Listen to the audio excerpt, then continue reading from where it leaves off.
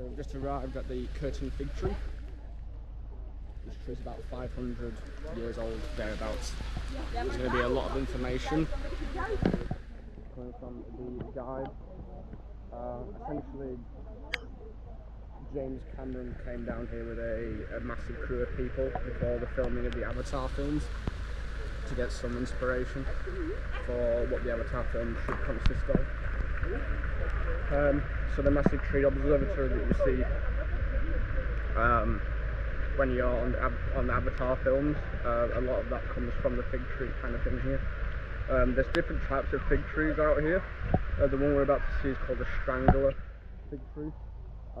Mainly it chokes the host itself, so the actual fig tree that is, there's the actual fig tree that around it strangles the original tree, that host tree, and once that dies off it just gets bigger and bigger in expansion. So as you're about to see now, the circumference of this place is unbelievable, especially the tree itself. So what you can see in front of you, this is the whole idea of the roots from the Avatar films, so you'll find it's very, very cool. Now, the Curtin fig tree is a form of what we call strangler fig. The strangler fig is going to produce a fruit like your common figs, although quite small. It's about the size of a nail on your pointer finger.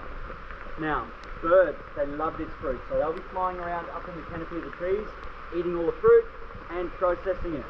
Now, as they're processing it, they're actually, in fact, germinating that seed. So, when they pass that through, wherever their droppings land, new plants will start to form and start to grow. So, quite typically, what we'll see is those droppings, they'll land on a tree. It lands in trees throughout the rainforest, either on the trunk or on the limbs. Now,